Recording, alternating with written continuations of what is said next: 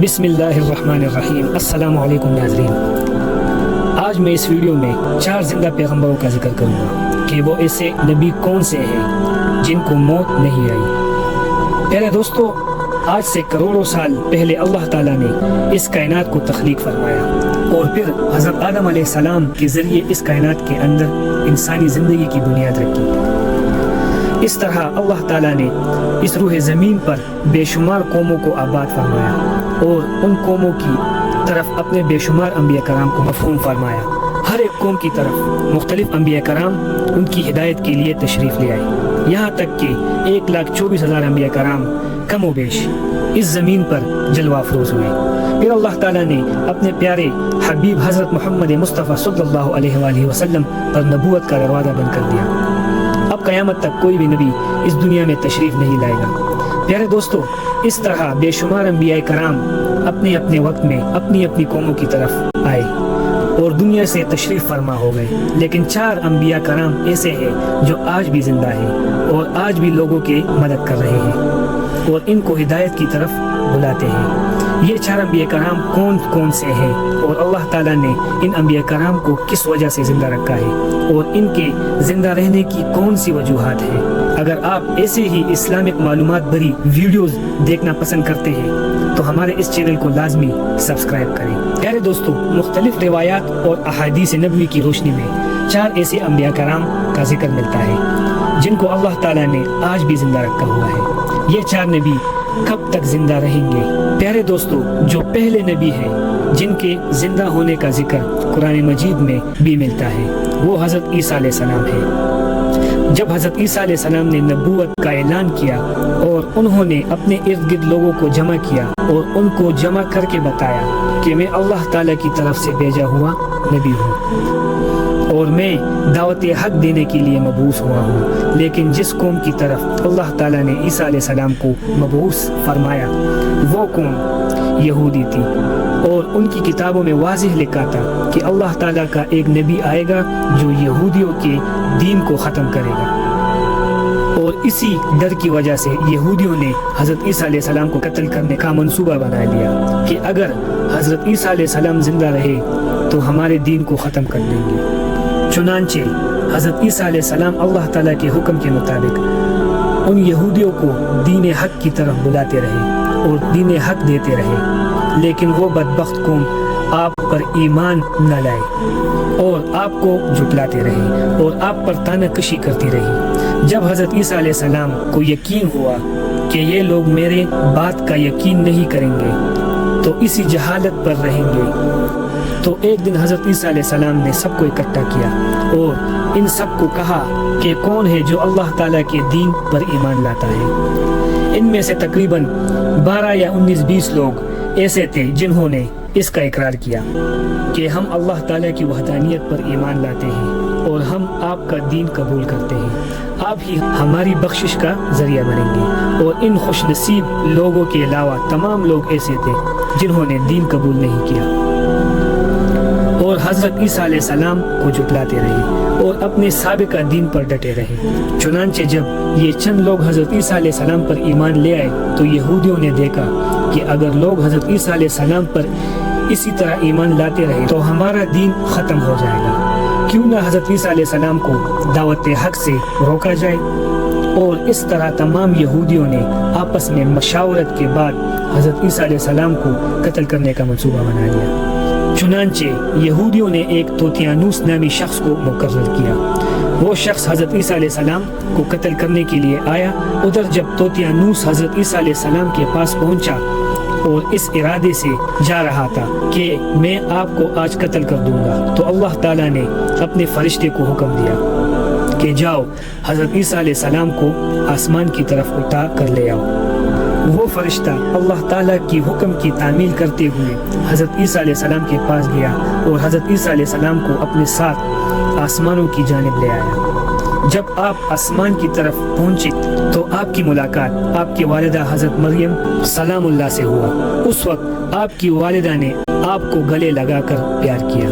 اس نے اپنی والدہ سے فرمایا کہ امی جان، اب ہماری ملاقات روز قیامت ہی میں ہوگی۔ اس طرح جب حضرت عیسیٰ علیہ السلام آسمانوں کی طرف اٹھائے گئے اس وقت آپ کی عمر 33 سال تھی، اور ادھر یہودی باہر کھڑے اس شخص کا انتظار کر رہے تھے جس شخص کو انہوں نے حضرت عیسیٰ علیہ السلام کو قتل کرنے کے لیے بھیجا تھا، کہ نہ جانے کب طوطیانوس حضرت عیسیٰ علیہ السلام کو قتل کر کے باہر آئے گا۔ اس طرح جب کافی دیر ہو گئی، جب وہ شخص واپس نہیں آیا، تمام یہودی حضرت عیسیٰ علیہ السلام کی گھر کی طرف گئے کہ دیکھے تو صحیح ماجرا کیا ہے۔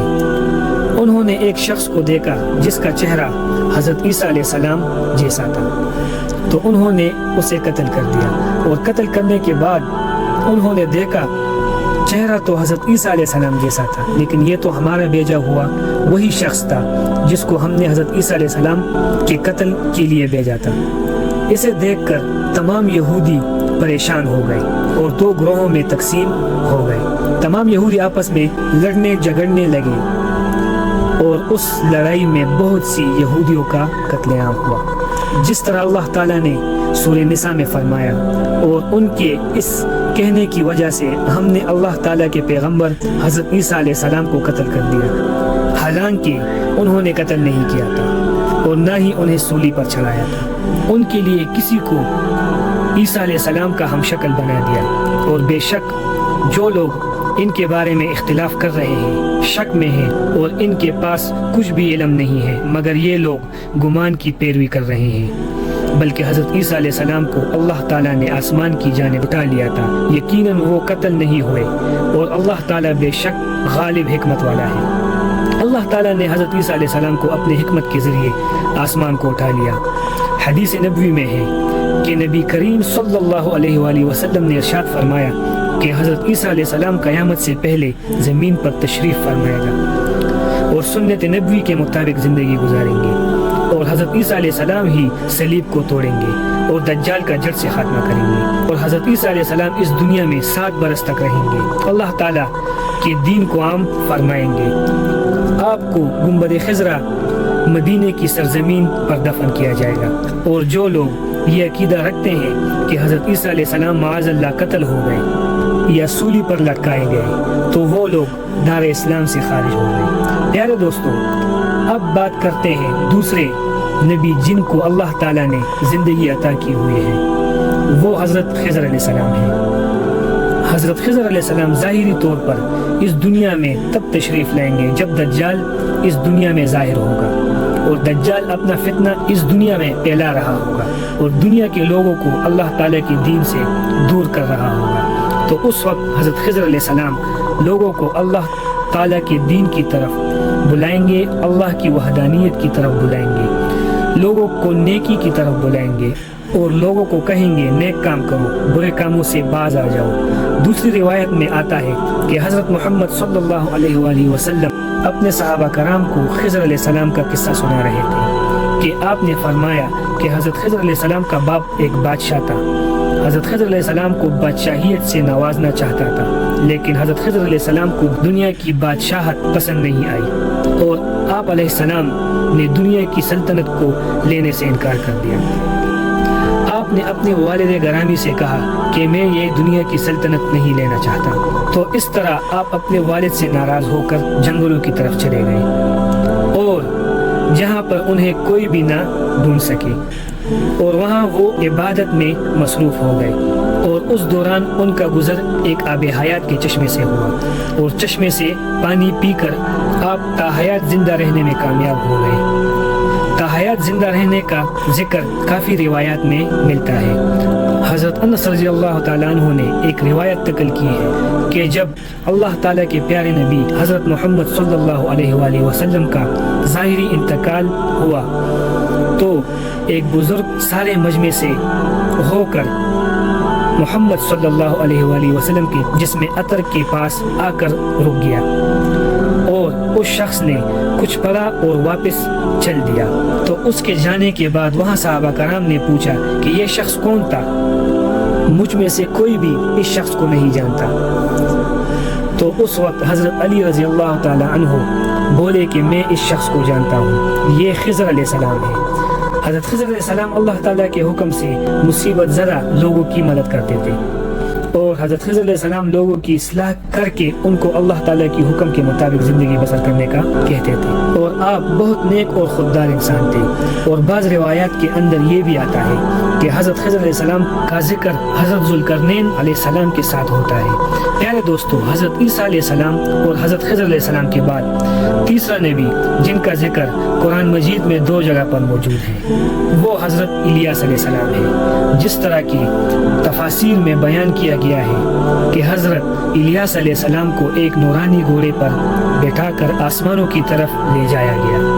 اس بات کا تذکرہ حضرت انس رضی اللہ تعالی عنہ ایک روایت میں کرتے ہیں اور فرماتے ہیں کہ میں اور حضرت محمد صلی اللہ علیہ وآلہ وسلم ایک پہاڑ سے گزر رہے تھے، اور وہاں سے گزرتے ہوئے ایک آواز سنائی دی کہ اللہ تعالیٰ مجھے بھی حضرت محمد صلی اللہ علیہ وآلہ وسلم کا امتی بنا دے۔ یہ آواز سنتے ہی اللہ تعالیٰ کے نبی نے مجھے حکم دیا اس آواز کا پتہ لگاؤ یہ کون ہے۔ تو حضرت انس رضی اللہ تعالیٰ عنہ فرماتے ہیں کہ میں جب پہاڑ کے اندر گیا تو میں نے دیکھا ایک سفید پوش بزرگ عبادت میں مشغول تھا، اور جب اس شخص نے مجھے دیکھا تو اس نے کہا اے بندے تو محمد صلی اللہ علیہ وآلہ وسلم کا صحابی ہے؟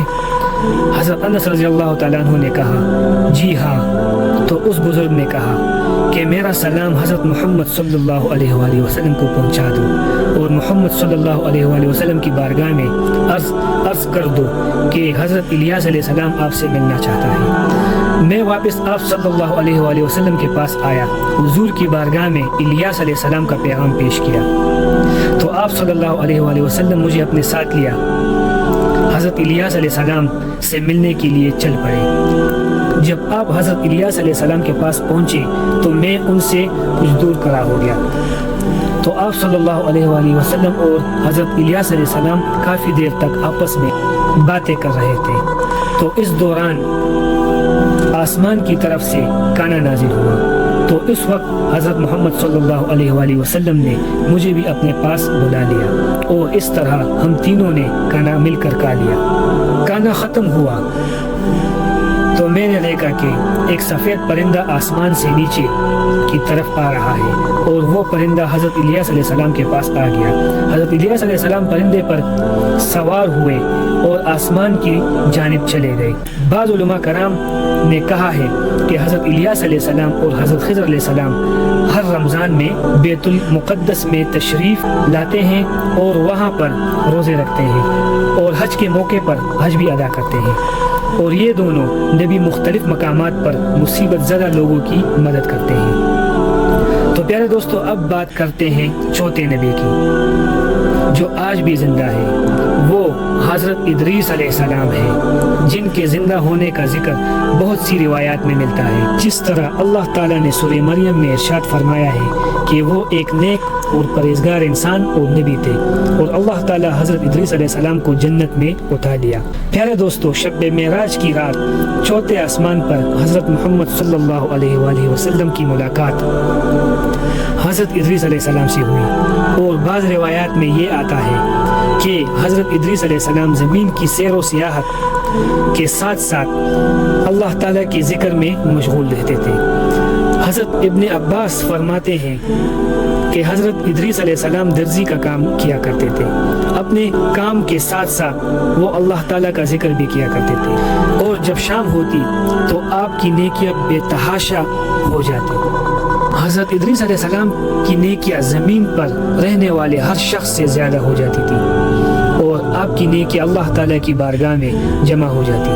حضرت ادریس علیہ السلام کو اس طرح آسمان کی جانب اس طرح اٹھا لیا گیا۔ ایک دوسری روایات میں ذکر ملتا ہے کہ ایک بار ملک الموت حضرت ادریس علیہ السلام کی بارگاہ میں حاضر ہوا، تو حضرت ادریس علیہ السلام نے انہیں کہا کہ مجھے موت کا ذائقہ چکھنا ہے۔ چنانچہ آپ کے کہنے پر ملک الموت نے آپ کی جان لے لی، اور پھر اللہ تعالیٰ کے حکم سے آپ کو واپس زندہ کر لیا۔ آپ نے کہا کہ میں دوزخ کو دیکھنا چاہتا ہوں، اور میں جنت کی سیر کرنا چاہتا ہوں۔ تو آپ کے کہنے پر فرشتوں نے آپ کو دوزخ دکھائی اور جنت کی سیر کروائی، اور پھر بعد میں اللہ تعالیٰ کے حکم سے آپ کو جنت داخل کر دیا گیا۔ حضرت ادریس علیہ السلام نے فیصلہ کیا کہ اب میں یہی پر رہنا پسند کروں گا، اور اس طرح آپ کو پھر جنت میں رہنے دیا گیا۔ تو پیارے دوستو، حضرت ادریس علیہ السلام وہ چھوٹے نبی تھے جو کہ آج بھی زندہ ہے اور جنت میں موجود ہے۔ امید ہے ہماری آج کی ویڈیو آپ کو ضرور پسند آئی ہوگی۔ ویڈیو کو لائک اور شیئر ضرور کیجیے گا، اور مزید اس طرح کی ویڈیوز کے لیے ہماری چینل کو سبسکرائب ضرور کیجیے گا۔ اللہ تعالیٰ سے دعا کرتے ہیں کہ اللہ تعالیٰ ہمیں بھی فرمان برداری میں زندگی کی توفیق عطا فرمائے۔ آمین۔